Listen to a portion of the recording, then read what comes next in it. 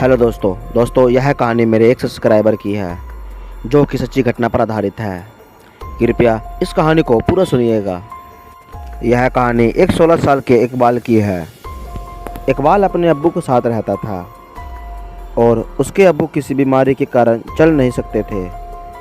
वह कम उम्र में ही बाहर जाने लगा और लोगों के जूते पॉलिश करके पैसे कमाने लगा। वह अपना और अपने अब्बू का पेट भरने के लिए पैसे कमाता था। उसके अब्बू की बीमारी इतनी बढ़ गई कि कुछ दिनों के बाद उनकी मृत्यु हो गई। उस लड़के के पास इतने पैसे भी नहीं थे कि वह अपनी अब्बू का अंतिम संस्कार अच्छे से कर सके। उसने जैसे तैसे करके अपने अब्बू को कब्रिस्तान में दफनाया। उसने यह सब कुछ अकेला किया और उसे समझ में नहीं आया कि सुबह से शाम कब हो गई और शाम कब हो गई, रात कब हो गई। उसके अब्बू की मृत्यु के बाद वह बहुत बेबस और अकेला महसूस करने लगा। वह सोचने लगा कि अब वह क्या करेगा और रोते रोते घर की ओर बढ़ा। जब वह चल रहा था तो उसे पीछे से किसी ने आवाज़ दी और वह अचानक रुक गया क्योंकि उसके पिता उसे ईकू कहकर पुकारते थे। उसे लगा कि वह सपना देख रहा है या उसके कान बज रहे हैं। तभी पीछे से आवाज़ आई, ईकू बेटा रुको, मुझे प्यास लगी है, पानी पिला दो। वह तुरंत पीछे मुड़ा और अब्बू अब्बू पुकारने लगा, लेकिन पीछे कोई भी नहीं था। फिर वह अब्बू अब्बू चिल्लाने लगा, लेकिन सामने से कोई जवाब नहीं आया। फिर इकबाल को समझ में आया कि वह अपने अब्बू को बहुत मिस कर रहा है। फिर वह अपना मन पक्का करके वापस जाने लगा। कब्रिस्तान का गेट जो कुछ देर पहले खुला था अब बंद हो गया था। शायद किसी ने ताला लगाकर बंद कर दिया होगा। हालांकि कब्रिस्तान में एक और गेट भी था जो दूसरे कोने पर स्थित था। इकबाल को उस गेट तक पहुंचने के लिए कब्रिस्तान के बीच से जाना पड़ेगा, पर उसके पास और कोई रास्ता भी नहीं था। इसलिए वह दूसरे गेट की तरफ जाने लगा। बहुत रात हो चुकी थी, तेज हवा चल रही थी और कब्रिस्तान में सन्नाटा था। अंधेरे में कब्रिस्तान बहुत ही भयानक लग रहा था।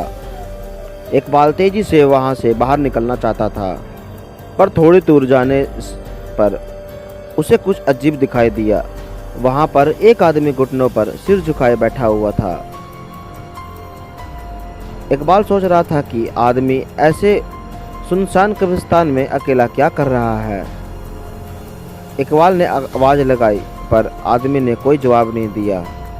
जब इकबाल उसके पास गया और उसकी पीठ पर हाथ रखा, आदमी ने अचानक अपनी गर्दन पीछे मुड़ी। वह आदमी भयानक दिख रहा था और गुस्से से इकबाल को देख रहा था। इकबाल डर कर जोर से चिल्लाया और वहाँ से दौड़ने लगा। कुछ दूर जाकर वह एक पेड़ के नीचे बैठ गया। वह जो देखा था उससे वह बहुत ही डर गया था।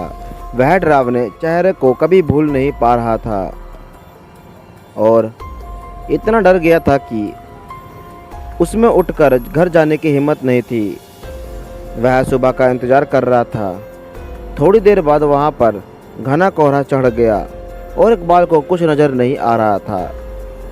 अचानक वह एक औरत की परछाई देखता है जो सामने से गुजर गई और फिर उसने एक छोटे बच्चे को देखा जो दौड़ रहा था और उसके पीछे एक औरत भी दौड़ रही थी।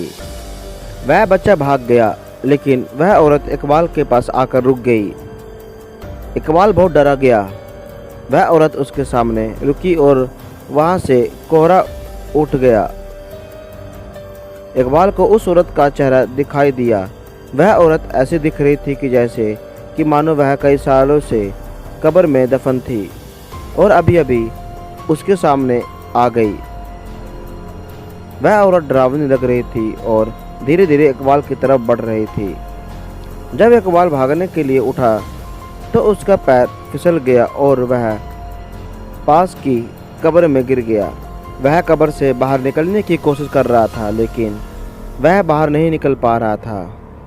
उसे लगा कि किसी ने पीछे से पकड़ रखा है। जब उसने पीछे देखा तो वह औरत ने उसका गला पकड़ रखा था और इकबाल कब्र के नीचे जा रहा था। धीरे धीरे इकबाल की आंखें बंद होने लगी। तभी अचानक किसी ने उसका हाथ पकड़ कर उसको बाहर खींचा, लेकिन वहाँ कोई नहीं था। इकबाल कब्रिस्तान के गेट की तरफ भाग गया और वहाँ से बाहर निकल गया। वह बहुत डर गया। फिर उसे यह एहसास हुआ कि जिसने उसे कब्र से बाहर निकाला है वह उसके अब्बू थे। फिर इकबाल समझ गया कि कुछ लोग आपसे किसी कारण से दूर हो जाते हैं, फिर भी वे आपका ख्याल रखते हैं।